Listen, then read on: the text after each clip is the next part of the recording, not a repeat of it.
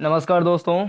इसके पहले हमने क्लास सेवन्थ का जो फर्स्ट चैप्टर है द मेडिवल इंडियन हिस्ट्री, इसका पार्ट 1 अपलोड कर दिया है। उसको यदि आप ना देखे हो तो डिस्क्रिप्शन बॉक्स में दे देंगे, आप उसको देख सकते हैं। इसमें हम पार्ट 2 का डिस्कशन करेंगे, लेकिन पहले हम ये बोले कि पार्ट 1 में हमने क्या क्या चीज़ देख लिया था। तो उसमें ये जो उसका इंट्रो टाइप का चीज़ था, इसको देखा था। फिर ये इस वाले हेडिंग को पढ़ा था, impact of geography on Indian history. फिर इसके बाद मेजर हिस्टोरिकल डेवलपमेंट्स को रेड कर लिया था। अब इसके आगे वाला जो ये टॉपिक है, सोर्स ऑफ इंफॉर्मेशन, इसके बारे में पढ़ना है। इतिहास में जो सोर्सेज होते हैं ये बहुत ज़्यादा इम्पोर्टेंस रखते हैं। यानी जैसे इतिहास में कोई इंसिडेंट घटित हो गया है, कोई घटना घटित हो गई है, तो जब तक हमको ये नहीं पता रहेगा कि इस इंसिडेंट का सोर्स क्या है, यानी हम ये जानकारी कहाँ से प्राप्त कर रहे हैं, तब तक उसकी अहमियत कम हो जाती है। वैसे भी जैसे मान लीजिए हम कोई भी बातचीत कर रहे हैं, कुछ फैक्ट्स को प्रस्तुत कर रहे हैं, तो फैक्ट्स के पीछे जब तक कोई सोर्स ना हो तब तक उस फैक्ट का मीनिंग जो है मीनिंगलेस टाइप का लगता है, थोड़ी सी ओछी टाइप की बात लगने लगती है। तो अपनी बात में थोड़ा सा वज़न लाने के लिए, थोड़ा सा कहने की उसका कुछ महत्व, इम्पोर्टेंस हो, उसको माना जाए, इसके लिए ज़रूरी होता है कि सोर्सेज हमें पता रहें कि किस जगह से हम कोई चीज़ को बता रहे हैं। तो इतिहास लेखन, जब हिस्ट्री की राइटिंग की जाती है तो बहुत सारे सोर्सेज होते हैं। जैसे मान लीजिए कोई बुक्स हो गया, तो वहाँ से कुछ तथ्य को निकाल लिए, कुछ फैक्ट्स को, जानकारियाँ निकाल लिए, या उस समय का कोई व्यक्ति अगर रहा हो तो उससे हम बातचीत करके, साक्षात्कार या इंटरव्यू लेकर के जानकारी प्राप्त कर लेते हैं। कभी कभी आर्कियोलॉजिकल सोर्सेज से भी हम जानकारियाँ प्राप्त करते हैं, यानी खुदाई या खनन करके जानकारी हम निकालने का प्रयास करते हैं। इस तरीके से देखा जाए तो historical sources are classified into two broad categories, यानी कि ऐतिहासिक जो स्रोत होते हैं उनको दो बड़े भागों में बांटा जा सकता है। सोर्सेज मतलब होता है स्रोत, इंफॉर्मेशन मतलब होता है संदेश या कहने जानकारी। तो जानकारियों को प्राप्त करने का स्रोत, तो उसको प्रमुखतः दो भागों में बांट देते हैं, जिसमें से एक होता है लिटरेरी सोर्स, यानी कि साहित्यिक स्रोत जिसको बोल सकते हैं, जैसे कि पुस्तकें वगैरह हो गई, पत्र पत्रिकाएं, जो एक्ट्स वगैरह हो गया, या पत्राचार हो गया, तो ये सब चीज़ साहित्यिक स्रोत में हम इसको ले लेते हैं। ग्रंथ हो गया या कोई धार्मिक ग्रंथ हो गया, ये सारी चीज़ें। और दूसरा होता है आर्कियोलॉजिकल स्रोत, आर्कियोलॉजिकल सोर्सेस, यानी कि जो खनन करके निकालते हैं, ये सब जानकारियाँ प्राप्त करते हैं, जिसको हिंदी में पुरातात्विक स्रोत भी कह देते हैं। अब ये आर्कियोलॉजिकल को थोड़ा सा समझ ले पहले। इसका हिंदी होता है पुरातात्विक स्रोत, आर्कियोलॉजिकल सोर्सेज मतलब होता है पुरातात्विक स्रोत। अब पुरातत्व, पुरातत्व, इसको पहले समझें। पूरा मतलब होता है पुराना, और तत्व मतलब होता है एलिमेंट, यानी किसी पुराने एलिमेंट को, किसी पुराने जानकारी को हम जब खोद करके खास करके निकालते हैं तो उसको बोलते हैं पुरातत्व स्रोत। और जो इस काम को करते हैं उनको बोलते हैं पुरातत्ववेत्ता, यानी आर्कियोलॉजिस्ट। तो ये जानकारियाँ मिलती कैसे हैं? जैसे मान लीजिए कि आज से 500 साल पहले कोई इस वाले स्थान पर रहता था। अभी 500 साल पहले वहाँ पर रहता था, 100 साल रहा, उसके बाद मान लीजिए कि वो अपने जो घर है उसको पाट दिया, तो घर, अब उसका जो द्वार है, द्वार वो इतना ऊंचा हो गया। इसके ऊपर कोई आया दूसरा व्यक्ति, यहाँ पर अपना घर बना लिया, फिर 100 साल वो भी रहा, फिर अपने घर को पाट दिया, तो उसका जो द्वार है इतना ऊंचा हो गया। फिर कोई व्यक्ति 100 साल बाद आया, यहाँ पर अपना घर बनाया, फिर उसको पाट दिया, गिर गया, तो मान लीजिए कि ये धीरे धीरे इतना ऊंचा हो गया। पहले जो द्वार यहाँ पर था, अभी 300 साल 500 साल में उसकी ऊंचाई यहाँ तक आ गई है। तो पुरातत्ववेत्ता यानी आर्कियोलॉजिस्ट क्या करते हैं कि इस जगह की खुदाई करते हैं।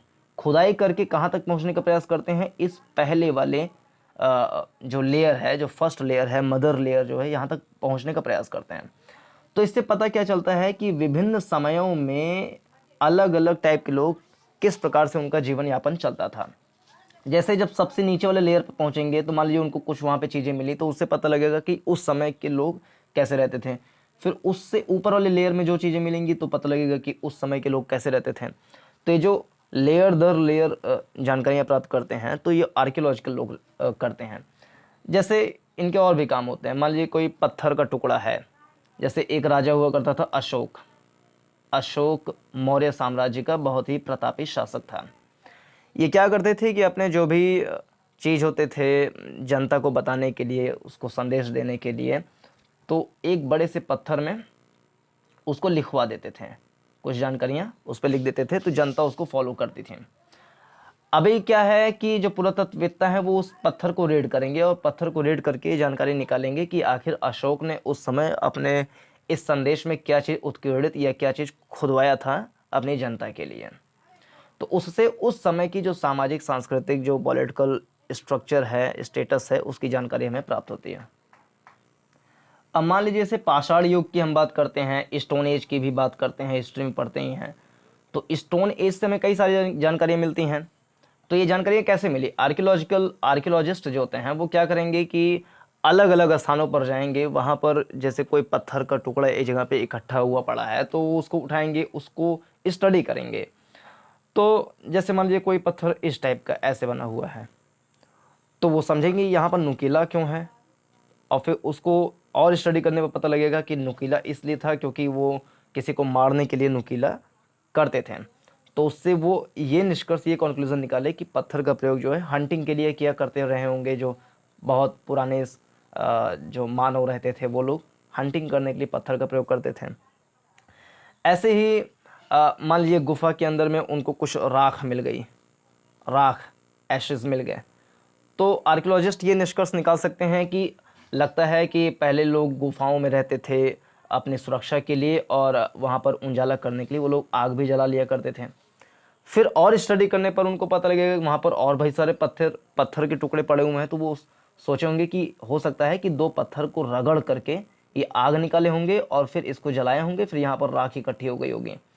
तो इस प्रकार का जो स्टडी होता है वो आर्कियोलॉजिस्ट लोग करते हैं, यानी पुरातत्ववेत्ता करते हैं। तो ये दो सोर्सेज होते हैं जिससे हमें इतिहास की जानकारी मिलती हैं, आर्कियोलॉजिकल सोर्सेज से और लिटरेरी सोर्सेज से। जैसे मान लीजिए कि आज से 3000 साल पहले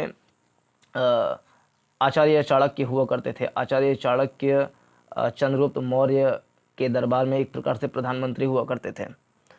तो वो उन्होंने एक रचना लिखी थी अर्थशास्त्र। तो चाणक्य ने अर्थशास्त्र में जो जानकारियाँ दी तो उससे पता चलता है कि उस समय के मौर्य साम्राज्य में किस प्रकार से सोसाइटी या किस प्रकार से पॉलिटिकल स्ट्रक्चर हुआ करता था। तो ये एक प्रकार से लिटरेरी सोर्स हो गया, यानी साहित्यिक स्रोत हो गया कि चाणक्य ने अपनी पुस्तक में बहुत सारी चीज़ें बताई, तो उससे हमें पता चल गया। इसके अलावा बहुत से लोग जो विदेश से आते हैं, भारत में आते हैं, तो वो यहाँ के सोसाइटी का, यहाँ के पॉलिटिकल सिस्टम का स्टडी करते हैं। फिर जो अपने अनुभव होते हैं, एक्सपीरियंस होते हैं, उसको अपने एक बुक के माध्यम से लिख देते हैं। तो हज़ारों साल बाद जब उस बुक का पता चलता है तो उसको स्टडी करने पर पता लगता है कि उस समय की हिस्ट्री क्या रही होगी। तो ये लिटरेरी रिसोर्सेज में आ जाते हैं। तो आगे, the literary sources of medieval India can be divided into two indigenous और writing by the Indians and the foreign accounts। यानी जो लिटरेरी सोर्स है, the literary sources of medieval India, यानी कि मध्यकालीन भारत का जो साहित्यिक स्रोत है, कैन बी डिवाइडेड, उसको बांटा जा सकता है इनटू टू, दो भागों में बांटा जा सकता है, जिसमें से पहला भाग है इंडिजिनस। इंडिजिनस बोले या राइटिंग बाय द इंडियंस, यानी जो लेखन भारतीयों के द्वारा की गई है, इंडियंस के द्वारा की गई है, उसको इंडिजिनस हम शॉर्ट में बोल दें। तो भारतीय इतिहास के साहित्यिक स्रोत से दो प्रकार की स्रोत हम देखते हैं। एक जो भारतीयों ने खुद लिखा है, जैसे कि आचार्य चाणक्य हो गए, इस प्रकार से जो बहुत सारे लोग हो गए जो कि भारत में ही रहे और भारत की स्थितियों परिस्थितियों के बारे में अपनी पुस्तक में उसका वर्णन किया। एंड द फॉरेन अकाउंट्स, और जो विदेशी लोग रहे हैं, विदेशी यात्री रहे हैं, उन्होंने भारत में आकर के जो अनुभव किया अपनी पुस्तक में लिखा। तो लिटरेरी सोर्सेज में हम दो प्रकार के सोर्सेज बांटते हैं, एक इंडिजिनस सोर्स, एक फॉरेन सोर्सेज। इसके अलावा हम और चीज़ जो सोर्सेज हैं इंफॉर्मेशन प्राप्त करने के, वो क्या हो सकते हैं? क्वाइंस यानी सिक्के, इंस्क्रिप्शंस हो सकते हैं। अभी सिक्कों और इंस्क्रिप्शंस, इन सब के बारे में हम डिटेल में पढ़ेंगे। इंस्क्रिप्शन मतलब होता है कि किसी वस्तु पर अंकित या उत्कीर्ण शब्द, जैसे मान लीजिए कोई पत्थर है, उस पर कुछ अशोक ने लिखवा दिया, तो जो उत्कीर्णित वर्ड्स हैं, जो खुदाई करके जो वर्ड्स लिखे गए हैं, वो इंस्क्रिप्शंस में आ जाते हैं। And architecture manuscripts. आर्किटेक्चर हैं यानी कि जो भवन निर्माण जो कलाएं हैं, यानी जिसको हम बोल सकते हैं आर्किटेक्चर बोल रहे हैं या वास्तुकला जिसको बोल देते हैं, अभी इसके बारे में डिटेल में डिस्कशन करेंगे। मनुस्क्रिप्ट्स, मनुस्क्रिप्ट मतलब होता है जो पुराना लेखन हुआ है उसको मनुस्क्रिप्ट कह देते हैं, यानी कि ए वेरी ओल्ड बुक, बहुत पुरानी जो पुस्तक होती है या कोई डॉक्यूमेंट जो कि हाथ से लिखा गया उसको मैन्युस्क्रिप्ट बोलते हैं। जैसे पहले समय में पेन या पेपर इस टाइप का चीज़ था नहीं, तो वो अपने हाथों से ही पूरी किताब को लिख देते थे। और दूसरी किताब अगर मान लीजिए छपवाना है तो प्रिंटिंग मशीन नहीं हुआ करती थी, तो दूसरी बुक को अपने हाथ से ही लिख करके दोबारा से रीराइट कर देते थे, उसी को फिर किसी दूसरे को उपलब्ध होता था। यानी बुक जो है सभी लोगों को पढ़ने के लिए उपलब्ध नहीं था, क्योंकि बुक को हाथों से लिखा जाता था और हाथ से लिख लिख करके कितना बुक तैयार किया जाएगा। तो जो बहुत ही कह लें कि ऊंचे होते थे सोसाइटी में, उनके पास बुक्स हुआ करती थी बहुत सारे जानकारियों के लिए, नॉलेज के लिए। Were very important sources of information for the period which stretches from 700 AD to 1750 AD। तो ये सब बहुत ही महत्वपूर्ण सूचनाओं के स्रोत हुआ करते थे इस समय अंतराल में, जो कि चला है 700 से लेकर 1750 ईस्वी तक। यानी 700 से 1750 ईस्वी तक के महत्वपूर्ण जानकारियों के स्रोत के रूप में manuscript, architecture, literary resources, coins, inscriptions, इन सबको अध्ययन के स्रोत के रूप में लिया गया। But one problem of the manuscripts was that since they were copied hand, changes in one sentences were brought in the series by who copied these manuscripts। या इसमें कह रहा है, लेकिन इसमें एक समस्या थी। मैन्युस्क्रिप्ट जैसे आपको बताया, मैन्युस्क्रिप्ट, पहले इसका शब्द समझ लें। मैन्युस्क्रिप्ट, स्क्रिप्ट मतलब होता है लिखना, और मनु मतलब मनु। मनु दरअसल ब्रह्मा के पुत्र थे, तो उन्होंने एक मनुस्मृति लिखा था। मनुस्मृति में बहुत सारी चीज़ें उन्होंने बताया था कि जैसे विवाह है, मैरिज हिंदुओं में, क्योंकि उस समय इस्लाम जो है इंडिया में नहीं था, तो मैरिज जो है वो किस प्रकार से हो, और जो फैमिली वाले रिलेशंस होते हैं कई तरह के, वो कैसे हों, राजा का क्या कर्तव्य होना चाहिए। तो इस प्रकार से बहुत सारी चीज़ मनुस्मृति में लिखी हुई थी, और उसी को इंग्लिश में अगर बोल देते हैं तो मनुस्क्रिप्ट बोल देते हैं। मैन्युस्क्रिप्ट, मैन्युस्क्रिप्ट का अगर हम ऑक्सफोर्ड डिक्शनरी में उसका मीनिंग देखेंगे तो मिलता है ए वेरी ओल्ड बुक, यानी कि बहुत ही प्राचीन पुस्तक, प्राचीन पुस्तक, या फिर डॉक्यूमेंट जो कि हाथों से लिखा गया। ये बहुत इंपॉर्टेंट है, हाथ से लिखा हुआ डॉक्यूमेंट। अब समझ लीजिए, जो बुक को हाथ से आज के 3000 से 4000 साल पहले अगर लिखा गया है, तो वो जाहिर सी बात है धीरे धीरे उसका पेपर ख़राब होगा और सब चीज़ ख़राब होगा। तो जो राजा रानियाँ रहेंगे वो सोचेंगे कि इस बुक को जो है रीराइट करवा दिया जाए। तो कोई राजा सोचा कि चलिए अब मनुस्मृति जो है या कोई बुक जो है उसको रीराइट करवाया जाए, क्योंकि धीरे धीरे ये पेज फट रहा है, धीरे धीरे बुक पुरानी हो रही है, चूहे खा ले रहे हैं।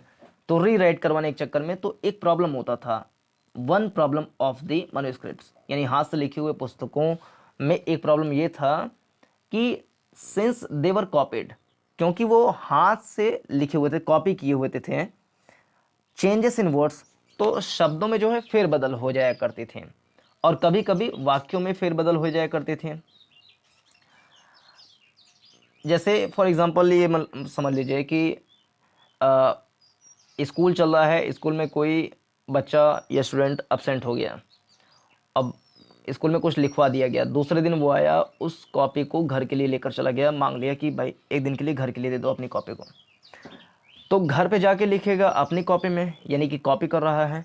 तो कॉपी करने में हो सकता है कि इस व्यक्ति ने जो लिखा है उसमें कुछ वर्ड्स आपको समझ में ना आ रहे हों, तो आप अनुमान करके उस शब्द को अपनी तरफ से लिख देंगे। कभी कभी पूरा स्टेटमेंट या पूरा सेंटेंस ही नहीं समझ में आ रहा है, तो अपनी तरफ से आप अनुमान कर लेंगे कि हो सकता है कि ये लिखा गया हो, तो आप फिर अपने हिसाब से दूसरा सेंटेंस लिख देंगे। तो धीरे धीरे करके जब इसका 10 कॉपी, 20 कॉपी, 30 कॉपी, हजारों सालों में जब लिख उठेंगे तो हो सकता है कि जो मूल प्रति थी, जो मेन कॉपी थी उसमें, और 3000 साल बाद जो छपी किताब है उसमें बहुत सारे डिफरेंसेस आ जाएं। तो ये समस्या हुआ करती थी मैन्युस्क्रिप्ट में। 10 new word sentences change the meaning of the original manuscript. इसलिए जो नए शब्द और जो सेंटेंसेस हुआ करते थे वो मीनिंग को ही बदल देते थे, जो कि ओरिजिनल मैन्युस्क्रिप्ट में लिखा हुआ है उसके मीनिंग को ही बदल दिया करते थे, क्योंकि manuscripts were copied by hand. This is definitely a problem when we study manuscript from a historical point of view. यानी यह सच में एक समस्या है जब हम मनुस्मृति को ऐतिहासिक परिप्रेक्ष्य में अध्ययन करते हैं। अब दूसरा है आर्कियोलॉजिकल सोर्सेस। आर्कियोलॉजिकल सोर्सेस के बारे में काफ़ी कुछ डिस्कशन कर चुके हैं, यानी इसको बोलते हैं पुरातात्विक स्रोत।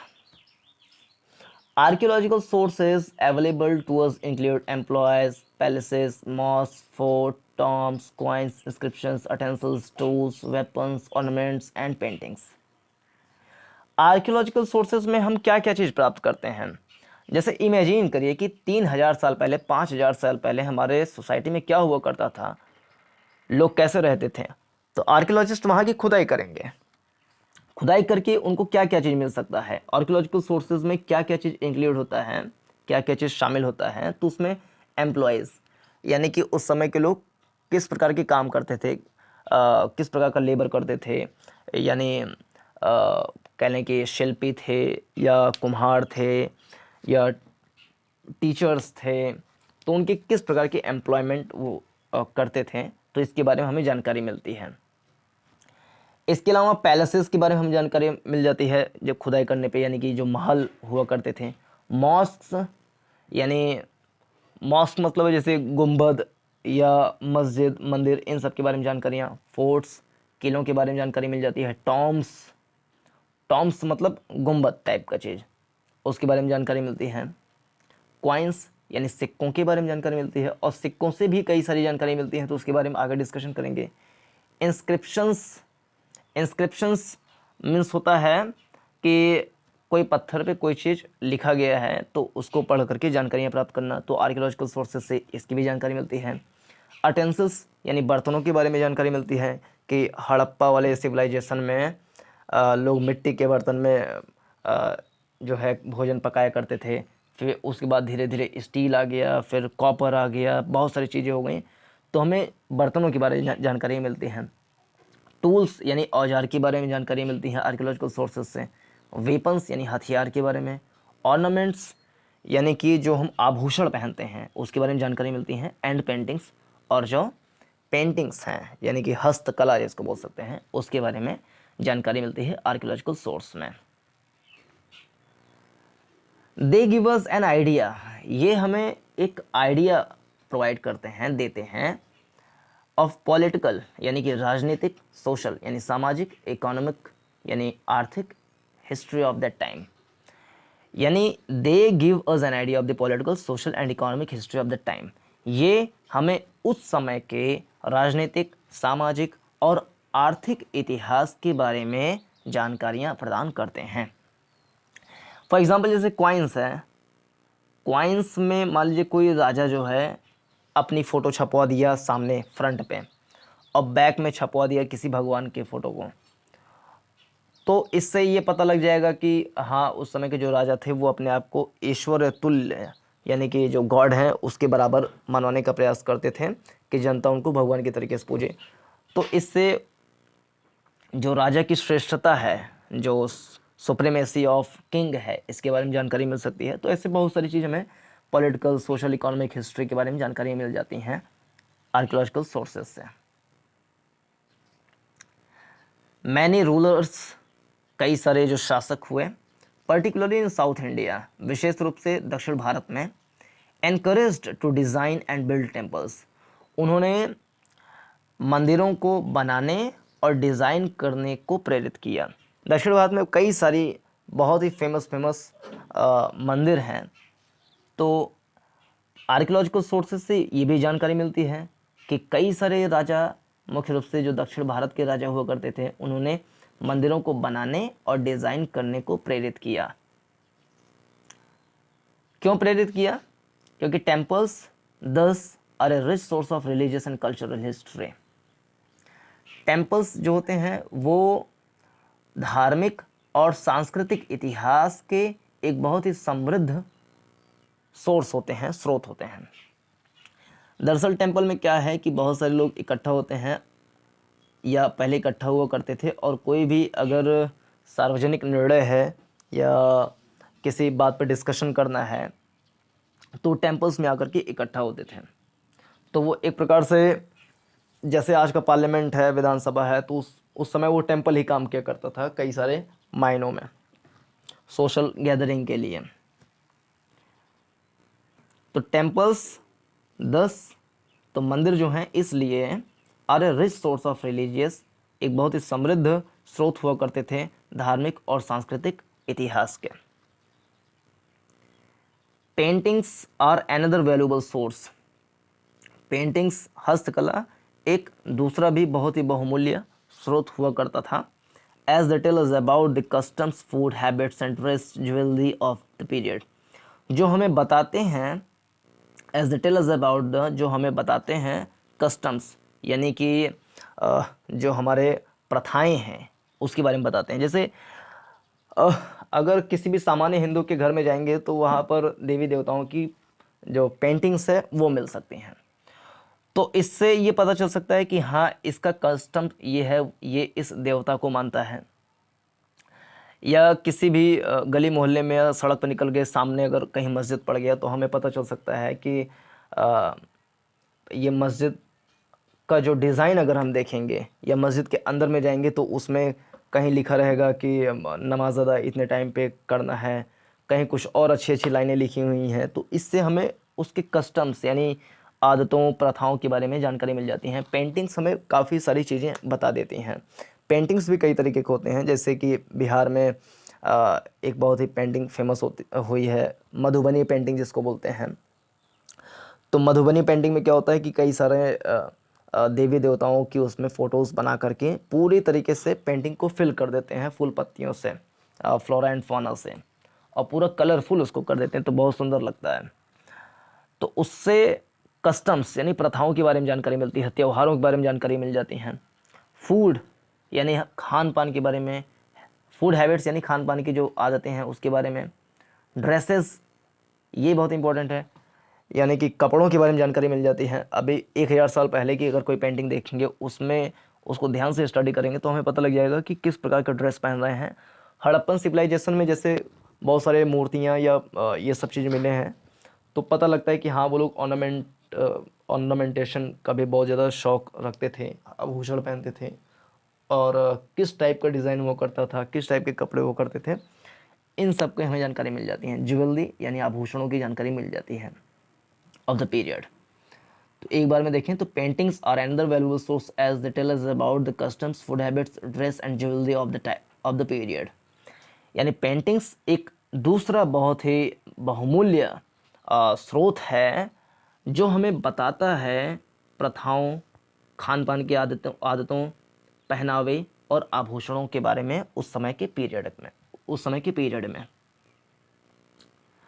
ये जो क्वाइंस वाला ये टॉपिक है, इधर एक बार लिखा हुआ है, एक बार आगे भी लिखा हुआ है, तो इसको अभी नहीं देखते हैं, बाद में देखेंगे जो क्वाइंस वाला हेडिंग है वहाँ पर, क्योंकि ये 2 बार रिपीटेड है।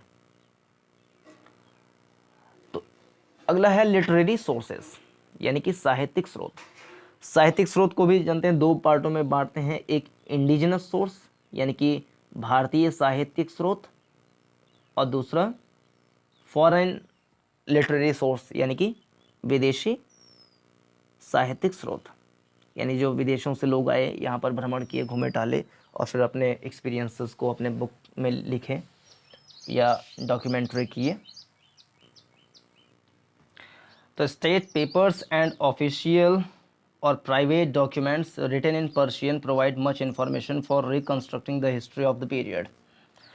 लेकिन इस टाइप के जो हिस्ट्री के reconstruction with the help of literature या आर्कियोलॉजिकल, तो ये आईएएस की परीक्षाओं में भी इस टाइप के क्वेश्चन पूछे जाते हैं।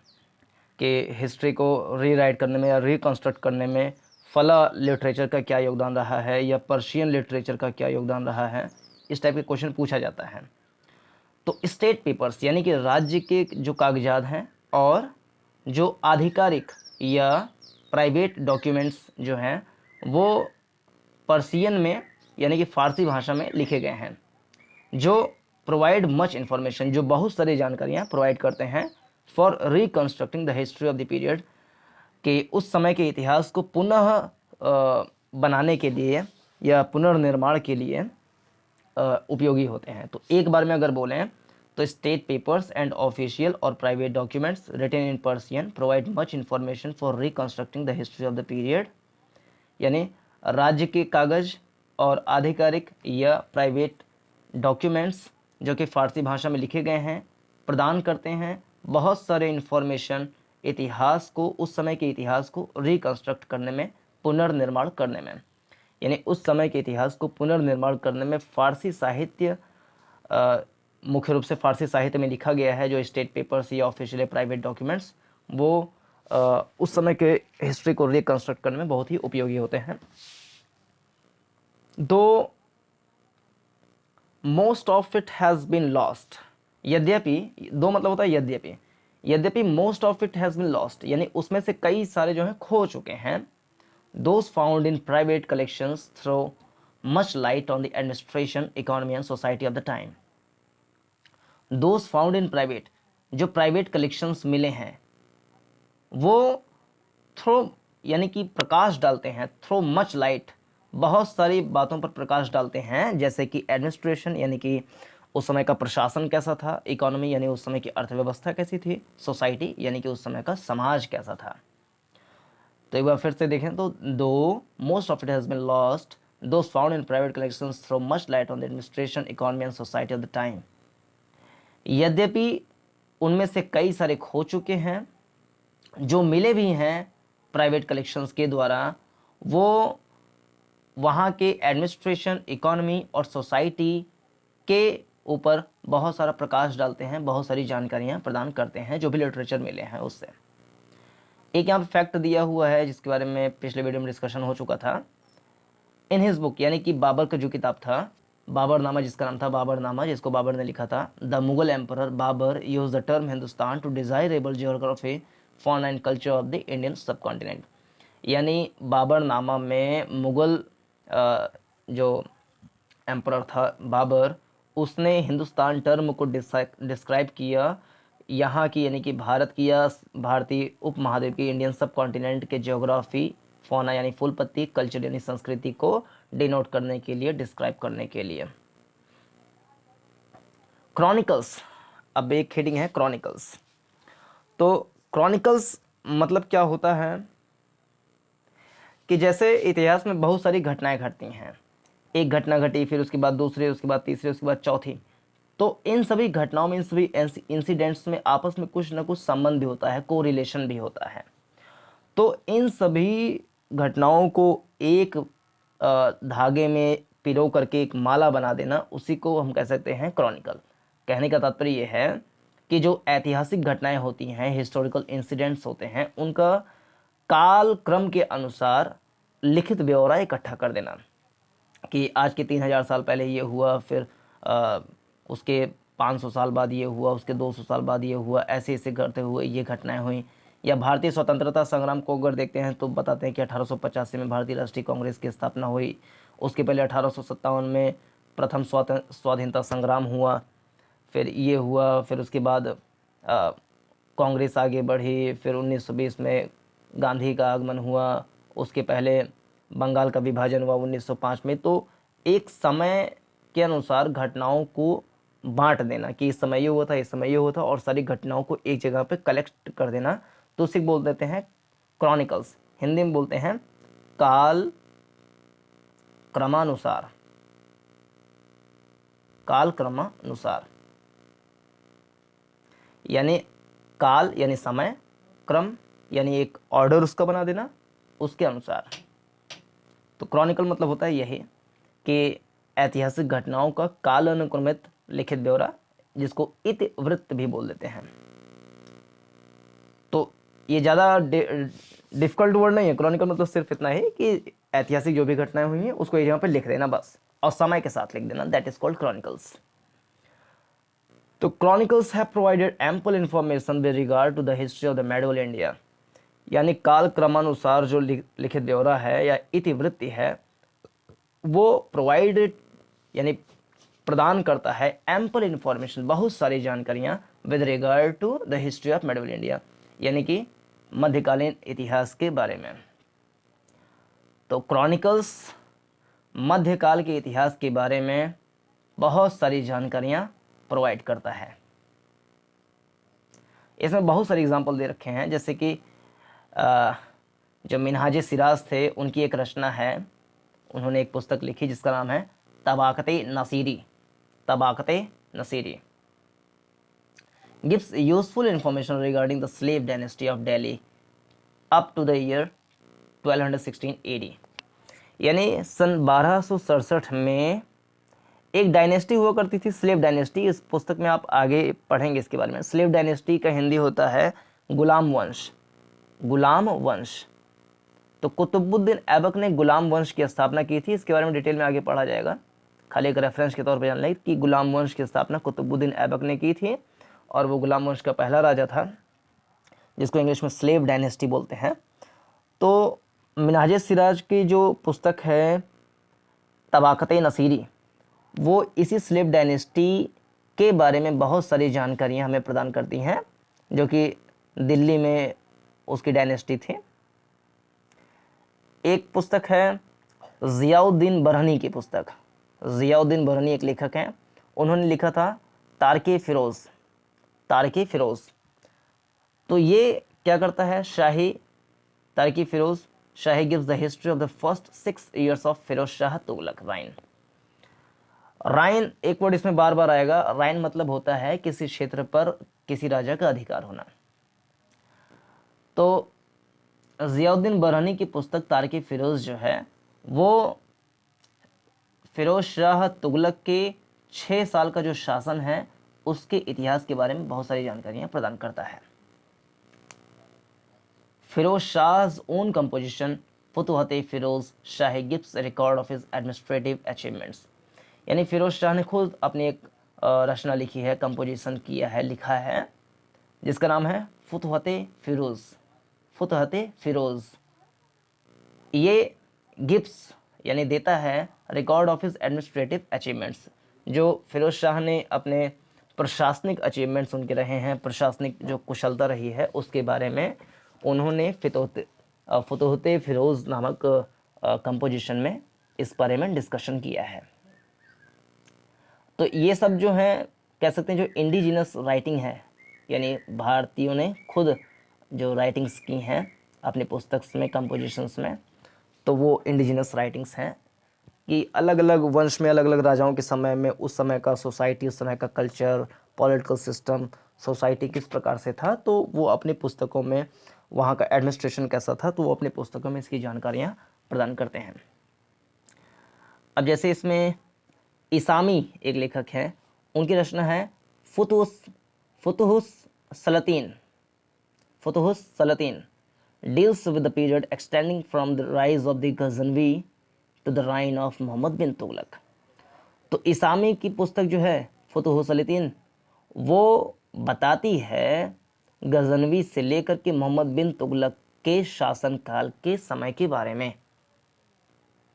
इस्लाम बाबर जो कि मुगल वंश का संस्थापक था, जो मुगल डायनेस्टी थी उसका इस्टेब्लिशर था, तो बाबर ने अपनी famous memoirs originally written in Turkey gives important information about the natural environments of the country, यानी बाबर ने अपने मेमोयर्स में, यानी अपनी आत्मकथा जिसको बाबरनामा बोलते हैं, उसमें जो कि originally written in Turki, Baburnama जो है ओरिजिनली वो तुर्की भाषा में लिखा हुआ डॉक्यूमेंट है, वो गिव्स इम्पॉर्टेंट जानकारी प्रदान करता है अबाउट द नेचुरल एनवायरनमेंट, जो प्राकृतिक पर्यावरण है देश का, उसके बारे में बाबरनामा में, या कह लें बाबर की जो मेमोयर्स है, आत्मकथा है, जो कि ओरिजिनली टर्की भाषा में लिखी हुई है, तो देश के एनवायरनमेंट के बारे में बहुत सारी जानकारियाँ प्रदान करता है।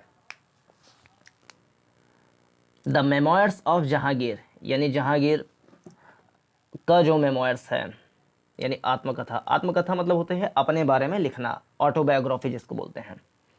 तो जहांगीर की autobiography is an excellent source of history, यानी जहांगीर की मेमोयर्स या ऑटोबायोग्राफी या आत्मकथा एक बहुत ही सुंदर स्रोत है इतिहास की जानकारी का।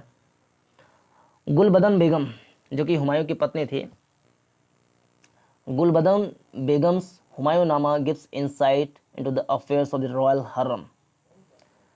तो गुलबदन बेगम ने एक रचना लिखी जिसका नाम है हुमायूंनामा। हुमायूंनामा को हुमायूं ने नहीं लिखा था, बल्कि हुमायूंनामा को उनकी पत्नी गुलबदन बेगम ने लिखा था। तो उसमें किस बात की जानकारी मिलती है? गिव्स इंसाइट यानी जानकारी देता है into the affairs of the royal हरम, जो शाही हरम हुआ करता था उसके बारे में जानकारी देता है। हरम क्या होता है उसके बारे में समझ ले थोड़ा सा। ये एक उर्दू अरबी टाइप का वर्ड है। ये घर में एक स्थान होता है, प्लेस होता है, या कहने स्पेस होता है, जहाँ पर केवल व केवल जो मुस्लिम वीमेन हैं वो रहती हैं, उसको बोलते हैं हरम।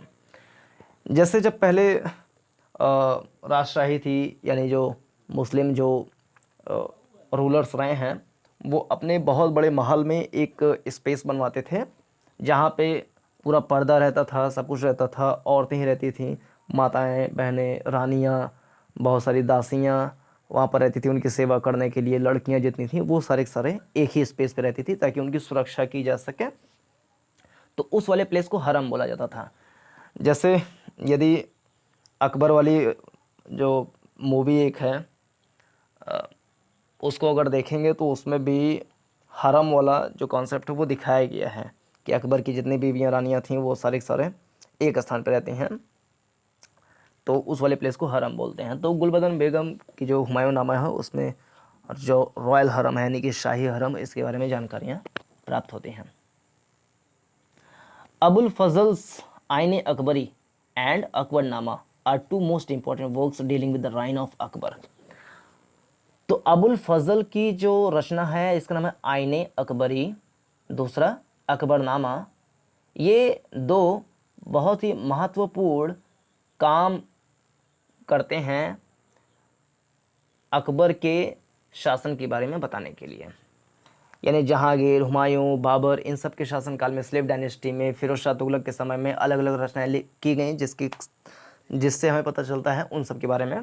लेकिन अकबर के बारे में यदि हमें जानकारियाँ प्राप्त करनी है, अकबर के राइन के बारे में, तो हमें अबुल फजल की दो रचना पढ़नी पड़ेगी, एक आइन अकबरी और दूसरा अकबरनामा। ये two most important works dealing with the reign of Akbar. Another important contemporary work is Badauni's Muntakhabul Tawarikh. इसके अलावा एक और अनदर इम्पॉर्टेंट, एक और महत्वपूर्ण कंटेम्प्रेरी वर्क, यानी कि उस समय का जो तात्कालिक काम किया गया, बदाउनी ने एक रचना लिखी जिसका नाम है मुंतखाउल तवारीख। तो इसने भी बहुत सारी जानकारियाँ दी। टू ऑफिशियल क्रॉनिकल्स, दो राजकीय जो इतिहास लेखन है, जिसमें से एक है पादिशाहनामा और दूसरा Alamgirnama, cover the reign of Shahjahan and the early years of Aurangzeb's reign. यानी औरंगजेब के शासन के बारे में यदि जानकारियाँ प्राप्त करनी है तो जो पादिशाहनामा है और आलमगीरनामा है, ये दोनों रचनाएं कवर करती हैं शासन, किसके शासन? शाहजहां के शासन और औरंगजेब के शासन की जानकारियों के बारे में। For the latter part of Aurangzeb's reign there is the Maasir Alamgiri, यानी औरंगजेब के बाद के शासन के बारे में जानकारी प्राप्त करनी है तो मसीर आलमगीरी पढ़ना पड़ेगा। Hafiz Khan's Muntakhabul Lubab supplies us with many facts which were earlier suppressed by Aurangzeb.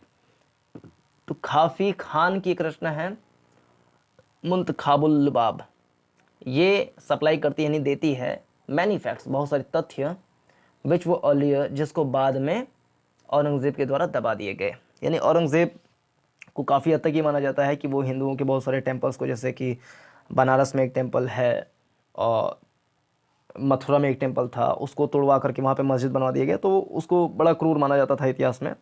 तो हो सकता है कि काफ़ी खान कुछ ऐसी रचना कर दिए होंगे अपने मुंतखाबुल लुबाब में, तो उसको बाद में सप्रेस कर दिया गया औरंगजेब के द्वारा, उसको मतलब कि हटवा दिया गया। लेकिन ये जो इंडिजिनस सोर्स हैं, इंडिजिनस सोर्स यानी जो भारत के ही राजा रानियों ने रचनाएं लिखी अपने एडमिनिस्ट्रेशन को डिफाइन करने में, बताने में, तो उसमें दो डिफेक्ट्स हैं। The defects of the Persian chronicles, जो फारसी लेखन है उसकी दो डिफेक्ट्स हैं, कमियां हैं। पहले डिफेक्ट है लैक ऑफ ऑब्जेक्टिविटी, यानी वस्तुनिष्ठता की कमी है। वस्तुनिष्ठता की कमी मतलब ये कि राजा जो काम कर रहा है उसको अपने इतिहास में लिखवाने के लिए कि हाँ ये राजा अच्छा ही था, उसके द्वारा जो काम किए गए अच्छे किए गए, तो क्या करेगा कि अपने जो इतिहासकार हैं उनसे कहेगा कि आप हमारे एडमिनिस्ट्रेशन, हमारे प्रशासन के बारे में अपनी पुस्तक में अच्छी अच्छी बातें लिखें। उसके लिए बहुत सारे वो उपहार दे देगा, बहुत सारे घूस दे देगा, पैसे दे देगा। तो इतिहासकार जो रहेगा, लेखन जब करेगा, राइटिंग करेगा हिस्ट्री का उस राजा के बारे में, तो वो अच्छी अच्छी बातें जो है लिखेगा, ताकि बाद में 100 साल बाद, 200 साल बाद उस राजा के बारे में सोसाइटी में एक अच्छी छवि बनी रहे।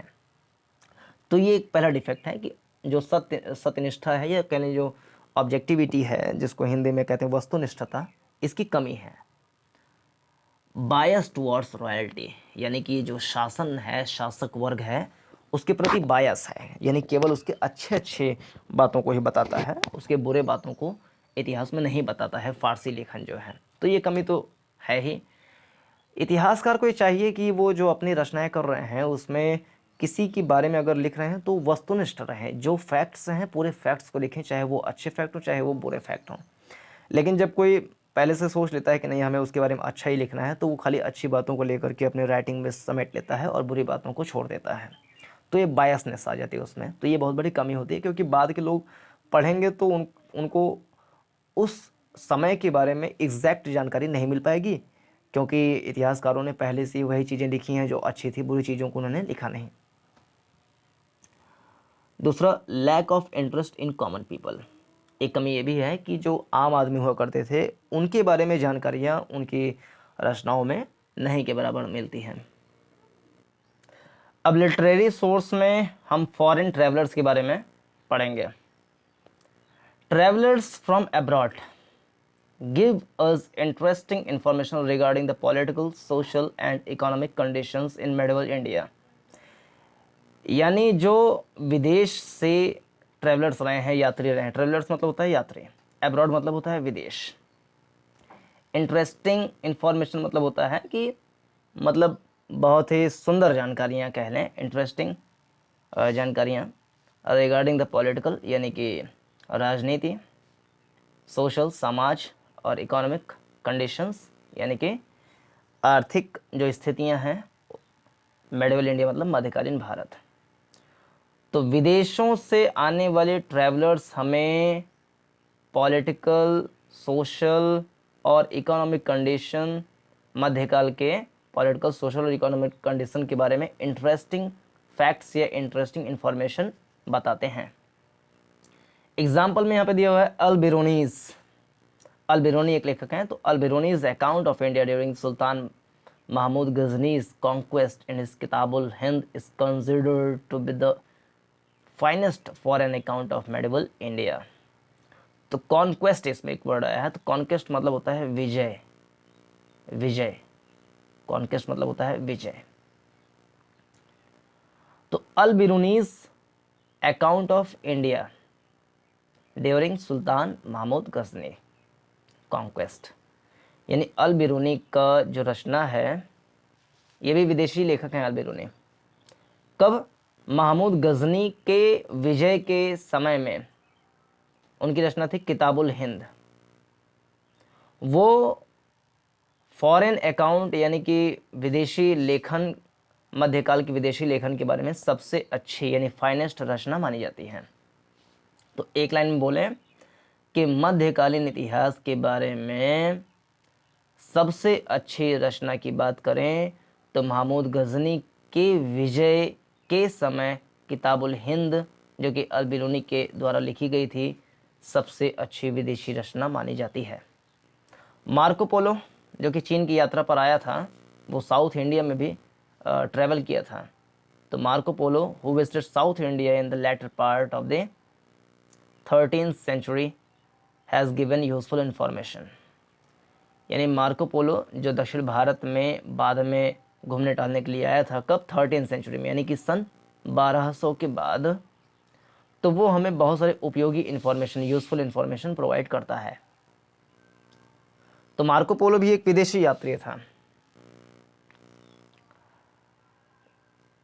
The best known foreigners who visited India during the pre-Mughal period were the Moroccan Ibn Battuta, an Italian Niccolo Conti who visited Vijayanagar around AD 1294, a Persian Abdul Razzaq who was the ambassador of Shah Rukh of Samarkand of the court of Zamorin of Calicut and visited the Vijayanagar kingdom around AD 1442, and a Russian Anthosius Nikitin who visited South India in 1470 AD। तो बड़ा लंबा वाक्य है, तो आराम से तोड़ तोड़ के इसको समझते हैं। द बेस्ट नोन फॉरेनर्स, सबसे ज़्यादा जानकार जो विदेशी रहे हैं जिन्होंने भारत में ट्रैवल किया, घूमा टहला, कब? प्री मुगल, यानी कि मुगलों की समय के पहले। मुगल की स्थापना भारत में 1526 ईस्वी में हुई थी। बाबर ने मुगल वंश की स्थापना की थी। तो प्री मुगल मतलब कि 1526 के पहले का इतिहास के बारे में जो अच्छी इन्फॉर्मेशन हमें मिल सकती है और सारे स्रोतों से, वो है हो सकती है क्या? एक लेखक था इब्न बतूता, एक ट्रैवलर था इब्न बतूता, वो मोरक्को का था। मोरक्को एक देश है जो कि अफ्रीका कॉन्टिनेंट में मिल जाएगा आपको। मोरक्को कंट्री अटलांटिक ओशन के किनारे जो। तो मोरक्को से इब्न बतूता भारत की यात्रा पर आया था। भारत क्या मतलब, वो एशिया के बहुत सारे देशों में यात्रा किया था। निकोलो कॉन्टी जो कि इटली का रहने वाला था, उसने 1294 में विजयनगर साम्राज्य का दौरा किया था। विजयनगर जो एम्पायर था वो आज के जैसे अगर हम देखेंगे कर्नाटक वाला स्टेट, तो कर्नाटक वाले स्टेट के आसपास विजयनगर साम्राज्य बहुत बड़ा साम्राज्य हुआ करता था, बहुत समृद्ध हुआ करता था। इसके बारे में कभी डिटेल में डिस्कशन करेंगे। बट विजयनगर साम्राज्य में टहलने के लिए आया था निकोलो कॉन्टी। इसके अलावा अब्दुल रज़्ज़ाक जो कि पर्सियन था, वो घूमने आया। Who was the ambassador of Shahrukh of Samarkand at the court of Zamorin of Calicut, यानी कालीकट के जमोरिन में जो कोर्ट था, समरकंद एट द कोर्ट, यानी कालीकट के जमोरिन के कोर्ट जो कि समरकंद, शाहरुख के समरकंद में था, उसका वो एम्बेसडर था।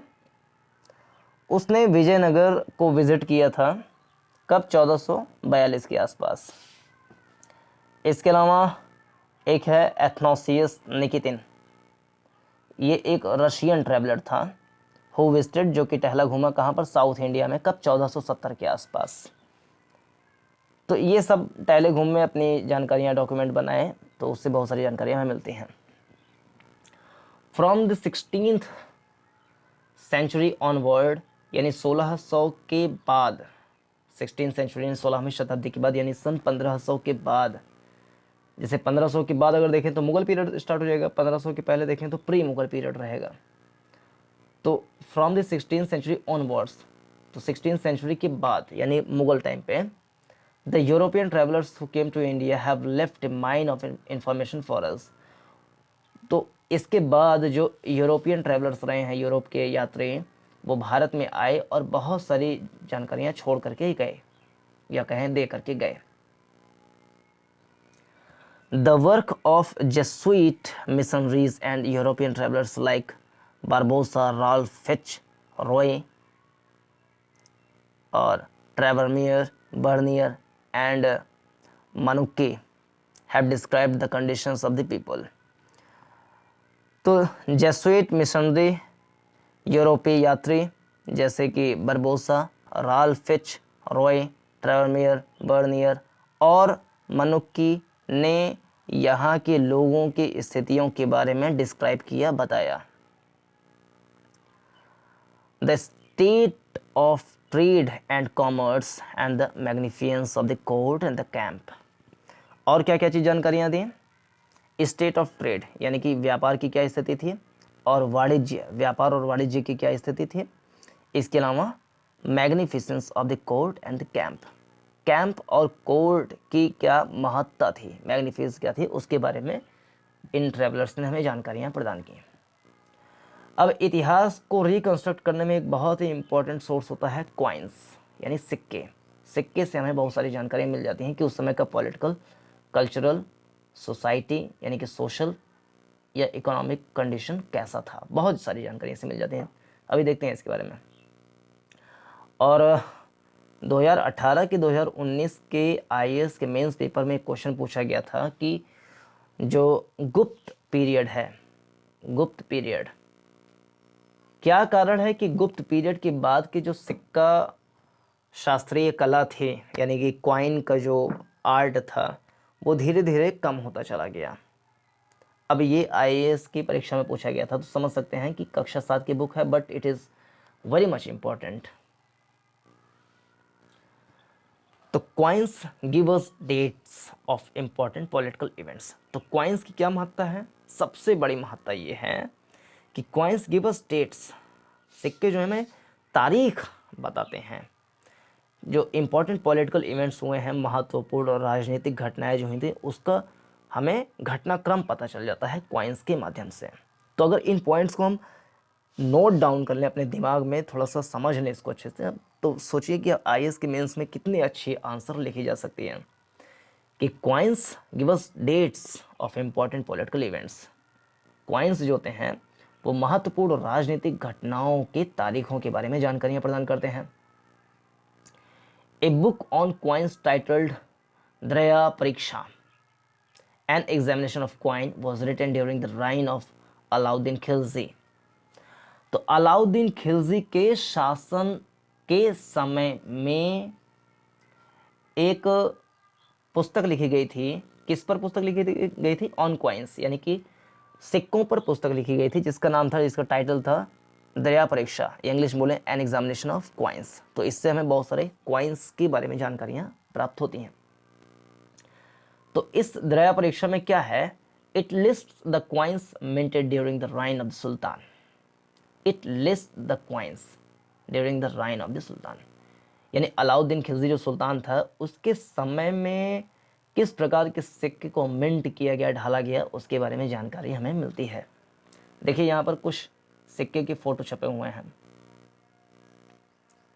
ये सिक्के हैं, इसकी फ़ोटो यहाँ पे छपी हुई है। तो सिक्के से देखिए ये भी जानकारी मिल जाती है कि जैसे मान लीजिए कि अगर कोई सिक्का कह लें कि कॉपर का है, कॉपर का है, तो उसको अच्छा मान सकते हैं।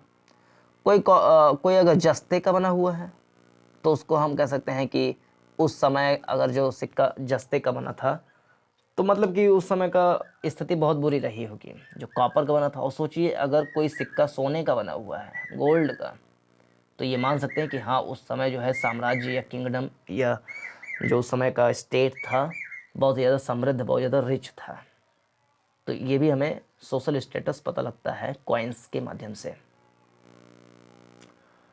Coins have given useful information regarding the state of polity and economy during the Sultanate and Mughal period. Coins have given, coins हमें देते हैं यूजफुल इंफॉर्मेशन, उपयोगी जानकारियाँ, regarding the state of polity यानी राजनीति और अर्थव्यवस्था के क्षेत्र में, कब? ड्यूरिंग द सल्तनत एंड मुगल पीरियड, यानी सल्तनत और मुग़ल पीरियड के समय में क्वाइंस हमें वहाँ की राजनीति और अर्थव्यवस्था के बारे में यूजफुल इंफॉर्मेशन प्रोवाइड करते हैं। The coins of Mohammad bin Tughlaq have revealed much about his reign and his kingdom. तो मोहम्मद बिन तुगलक के समय में जो क्वाइंस हमें रिवील्ड हुए, प्राप्त हुए, वो उस समय के साम्राज्य के बारे में मच अबाउट, बहुत सारी जानकारियां हमें देते हैं। The coins of provincial rulers such as those of Bengal for instance with their dates and mint marks are especially valuable as resources of information not fully dealt with in general chronicles. The coins of provincial rulers, यानी कि जो छोटे छोटे राज्य के जो rulers रहे हैं, प्रोविंशियल रूलर्स, जैसे कि बंगाल के, तो विद देयर डेट्स यानी तारीखों के साथ और मिंट मार्क्स, उस पर जो निशान बने होते हैं उसके साथ हमें बहुत सारी स्पेशल वैल्यूएबल, बहुत सारी विशेष उपयोगी जानकारियाँ, संसाधन हमें बता देते हैं इंफॉर्मेशन के रूप में, not fully dealt with the general chronicles, जो कि जो जनरल क्रॉनिकल्स होते हैं उसके माध्यम से हमें नहीं मिल पाते, लेकिन इसके द्वारा हमें मिल जाते हैं। अब हिस्ट्री को रिकंस्ट्रक्ट करने में एक बहुत ही उपयोगी स्रोत होता है जिसको बोलते हैं एपिग्राफिक सोर्स। इससे रिलेटेड एक क्वेश्चन भी है, तो उसको नेक्स्ट वीडियो में हम डिस्कस करेंगे, लेकिन खाली भी इसमें थोड़ा सा देख लेते हैं। एपिग्राफ जो होता है वो एक फील्ड ऑफ स्टडी होता है, यानी अध्ययन का क्षेत्र होता है, फील्ड ऑफ स्टडी। जैसे जब हम पुरानी चीज़ों को खोद करके अध्ययन करते हैं उसका, तो उसको बोलते हैं आर्कियोलॉजी। जब हम भूगोल का अध्ययन बोलते हैं तो करते हैं तो उसको बोलते हैं जियोग्राफी। जब हम कह लें कि भूविज्ञान का अध्ययन करते हैं तो कह सकते हैं जियोलॉजी। जब हम वनस्पतियों के बारे में अध्ययन करते हैं तो बोलते हैं बॉटनी। इसी प्रकार से जब हम इंस्क्रिप्शंस के बारे में अध्ययन करते हैं, किसके बारे में? Inscriptions, CRIPTIONS। जब हम इंस्क्रिप्शंस के बारे में जानकारियाँ प्राप्त करते हैं, उसका स्टडी करते हैं, तो उसे बोल देते हैं एपिग्राफी या एपिग्राफ। इंस्क्रिप्शंस क्या है कि जैसे पहले ही बताया कि कोई पत्थर है, पत्थर पे कुछ आज से 4000 साल पहले कुछ लिखा हुआ था, तो उस समय क्या लिखा था, तो आज के हिंदी इंग्लिश में तो नहीं लिखा था, उनकी अपनी भाषा थी, तो उसको पढ़ने का जो मेथड होता है, मेथडोलॉजी जो होती है, उसको हम कह सकते हैं एपिग्राफिक बोलते हैं उसको। तो inscriptions are of greater use for the pre Mughal rather than the Mughal period, यानी प्री मुगल के बारे में जानकारियाँ प्राप्त करने में इंस्क्रिप्शंस जो हैं ग्रेटर सोर्स साबित होते हैं। The reigns of the Bengal sultans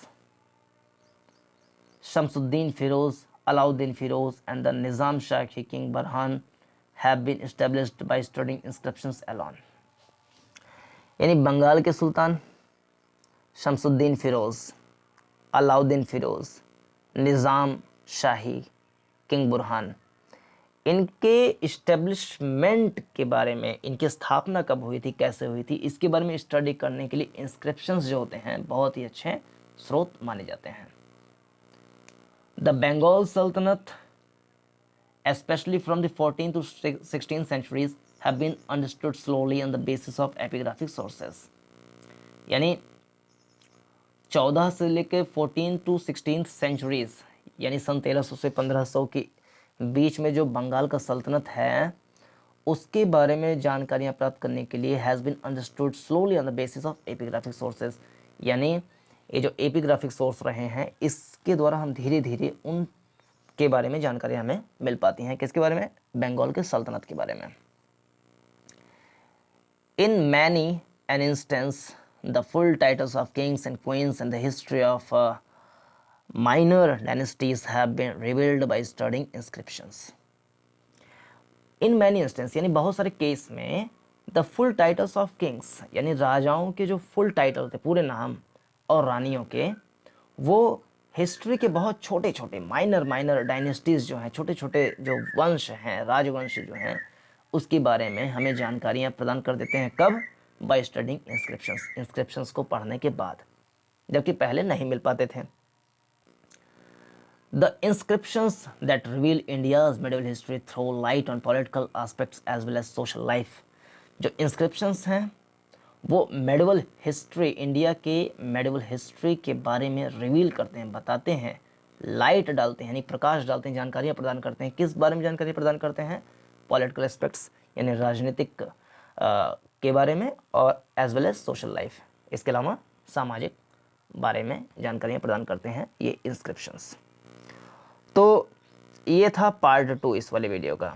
इसके बाद हम जो इसका क्वेश्चन आंसर है, एक्सरसाइज है, उसके बारे में बहुत ही ज़्यादा डिटेल में क्या, हल्का फुल्का ही डिस्कशन हो जाएगा कि उसका true false matching, fill up the blanks, इसके अलावा जो क्वेश्चन आंसर हैं इसको कैसे करेंगे तो उसका हम नेक्स्ट वीडियो में आपको बता देंगे। तो इसमें इतना ही। यदि आपको कोई समस्या हो तो इसी वीडियो के कमेंट सेक्शन में आप पूछ सकते हैं कि कौन सा चीज़ आपको नहीं समझ में आया। तो धीरे धीरे करके लॉकडाउन का सदुपयोग हम करते चले जाएंगे और पूरे जो सोशल स्टडी है क्लास 7 का उसको धीरे धीरे समाप्त करने का प्रयास किया जाएगा। तो इसमें इतना ही। पूरा देखने के लिए धन्यवाद। आप जो लिख सकते हैं उसको राइट भी कर लिया करें, धीरे धीरे पूरा नोट्स कंप्लीट हो जाएगा। तो in this video I think it's enough to discuss and analyze this topic. Thanks for watching till the end. नमस्कार, जय हिंद।